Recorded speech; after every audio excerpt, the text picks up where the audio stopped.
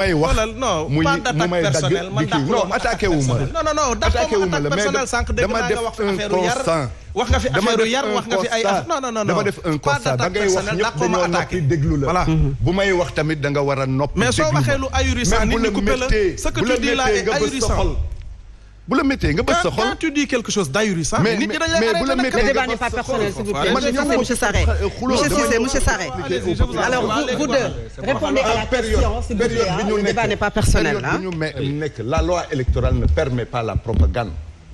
Propagande ñu ngi ko bàyyi ñu ngi ko d'accord accepté bu ñu ubbee nakul dëti la campagne électorale mais jusqu'à la veille de la campagne électorale propagande amul. Moi je faisais partie comme seen Aljuma Sow ci commission bi dégg nga donc wax fii yenn yoo xam ni xamoo ko fekkee woo ba ñuy négocier dafay métti moi j'y étais et je connais tout ce qui s'était passé là-bas parce que ñoo doon toog di wax. mais loolu est-ce que dañ ko wax parce que li ngay wax nii la société civile bi nga xam ne ñoo nekkoon ci dialogue boobu ngay wax. li ñu xamle dafa leer une société politique. non. ah mais si vous vous rendez compte parce que les gens dañuy jël teg fële loi bi parce que xam nga Sénégal lu fi gën a bëri. les gens la société civile bi joxe loi bi weesu ba joxe article 289 ci alinéa bi. c'est une république qui a sa loi fondamentale qui a ses loi ordinaire yëpp c'est normé c'est une république normée c'est pas quelque chose bu ñuy def nii en période période bii ñu nekk ban parti nga gis mu def affichage à part gëm sa bopp ba pare def ci sa logo xam nga bu fekkoon ni dafa def inscrivez-vous sur les listes électorales sans pour autant mu def ci gëm sa bopp kenn mënu ko jël comme propagande.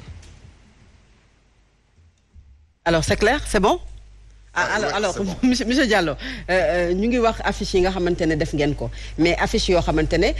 bu yamoon rek peut-être ci dem leen ngeen inscrire wala logo boo xamante ne buñ ci gisee gëm sa bopp mais photo ki nga xam ne moo jiite mouvement bi photo bu fës lool boo xamante ne moom également boo xoolee pour dem inscrire da nga koy bàyyi xel est-ce que loolu jegewul propagande. ana mooy faral di dégg mag ñi ak kilifa yi di wax ci nasaraan l'incompréhension n'est autre qu'un signe d'insuffisance intellectuelle. foog Sénégal ñu joxante cër c'est-à-dire lu am solo bi convocation bi di ñëw comme li ma wax sànq yàlla dafa dogaloon ñu ngi doon préparer parce que moto pompe yi bu ñu ko jëndee ba pare jëndit carburant bu doy dañ doon préparer pour le lundi matin à 11h dem Kër Massar Kër Massar bokk na ci département yu waa gëm sa bopp ëpp doole au niveau des 46 départements du pays te yaakaar naa ku yàlla dogal sànq wax naa ko ku yàlla dogal mooy kuñ dénk réew mi kooku moo am sañ-sañu ak prérogative taxawu askan bi waaye ñun damay faral di dégg président Bougane di naan yàlla su la dénkee paan te mu leer na ni que siwo mën nga ko dundee leneen li da nga koy bokk ak askan bi foog nit ñi comprendre une chose parce que ñun dañu toog ba après midi bi à 17h le commissaire woo ko téléphone ne ko vous êtes convoqué demain au niveau du commissariat central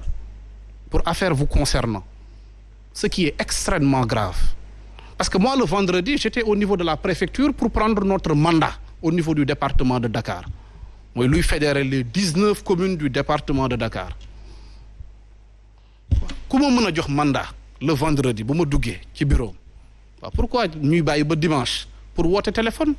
dafa am ay actes yoo xamante ni day tuutil démocratie day tuutil réew bi mu amee mais nous sommes présents à Dakar te comme lu ñuy wax la bataille de Dakar elle aura bel et bien lieu. Ah oui. Oui. Mais nag une chose est sûre ku ñu àndal il a une doctrine républicaine mu ne na may dem wuy ji commissariat central il y a une administration mouvement parti politique il y a des alliés yi fi nekk on avait la possibilité de mobiliser ñu consulter suñu pôle avocat ci guddi gi discuter waxtaan ak ñoom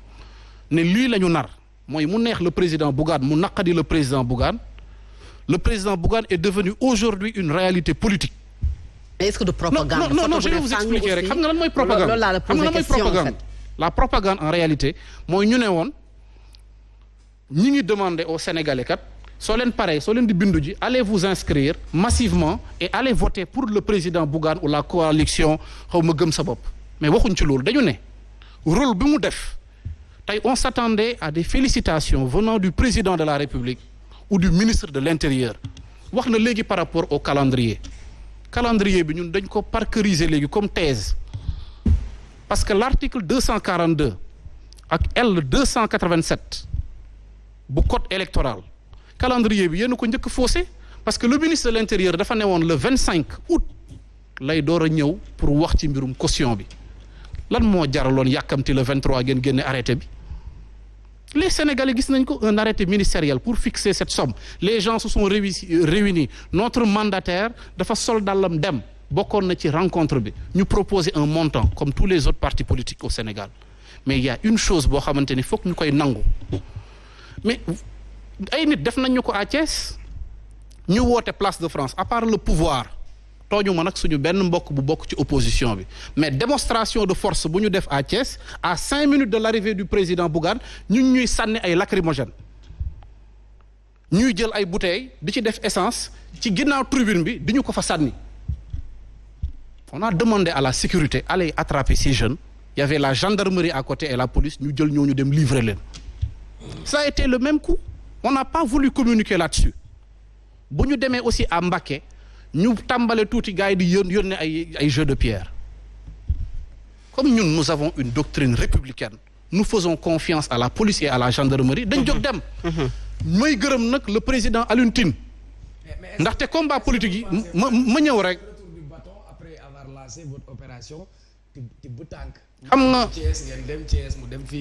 xam nga ñun xam nga tibb tànk bi au début sénégalais yu bëri am na nu ñu ko doon interpréter dem nañ sax ba naan mburoog soow su amee ñun ñooy Gloria waaw pour rek jaxase bopp sénégalais naan Bougane mooy tóobu tey président Macky Sall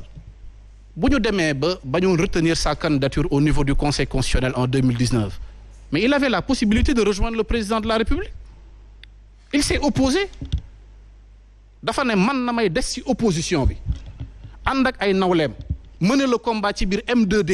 di xeex di wàcc ci terrain bi bàyyi entreprise am parce que il faut que ñu jaawale ñu bañ a jaawale ñaar mooy mbirum chef d'entreprise ak casquette leader politique homme public bu ko yàlla dogal mu wàcc di nekk sur le terrain di ànd ak sénégalais yi subaak ngoon guddeeg bëccëg mais tey yàlla dogal na ni de bu ñuy dem comme ni mu santaane woon kenn génnul mais man de personnellement dinaa gërëm Alioune Tine ndaxte jël na téléphone am woo ko. diggante nag Baqara ak Naas moo yor kaabilam aar ko ba ñu dugg commissariat central. dugg bureau commissaire toog ñu recevoir ko ci 60 minutes. ñu génnaat teguwaat ci tànk yi ñibbiwaat ci jàmm te bu ñu yàlla dogalee ñu ñibbi mu wax un message très fort. tey wéetuma ndaxte bu ñu ubbee antenne yi ci rajo yëpp ci Sénégal Sénégalais yëpp communié woon waaye nag il avait lancé un message très fort. mooy appel au calme et à la sérénité. Alors c'est clair monsieur Diallo monsieur Goumbala lu ñuy wax naan politique dafa am horreur du vide mais noonu également la sunu loi ak code électoral amee ko bu fekkee ne loi bi wala code électoral bi ñi nga xam ne seen xam-xam màcc na ci nee nañu amul benn article boo xamante ne jël nañ ko ci buy tënk un leader politique peut-être mu def li nga xamante ne moom la Bougane Gueye Dany def njiitu mouvement Gëm sa bopp day affiche yoo xamante ne def na ci sartu logoom ak photom mais dafa incité ndaw yi pour ñu dem inscrire sur liste électorale yi. xam nga aja loolu mënuma ci xoos pour 2 raisons assises yi biñ koy def bokkuma ci deuxièmement je suis pas un juriste de formation mais Sénégal ku ne xam na ne am na ay loi am na ay tribunaux code électoral baa ngi fi président Bougane am na ay juristes yu ànd ak moom ci gëm sa bopp yàlla dimbali na ko it ba mu mën a am ay avocats yu mu fay mais si on lui interdit de faire cet acte-là bi ñu ne propagande la en dehors de la campagne électorale mais man à sa place bu ñu ko interdire je porte plainte la justice sera obligée de se prononcer mais ne porte plainte qu'est-ce qui lui empêche de porter plainte ne porter plainte justice bi bu ci prononcé woo bu ko defee non seulement moom ci boppam dana ko xam définitivement ñi ci des xam ko définitivement mais en dehors de la campagne kenn amut a def des actes de propagande mais est-ce que lii mu def propagande la wala du propagande kooku c'est au juriste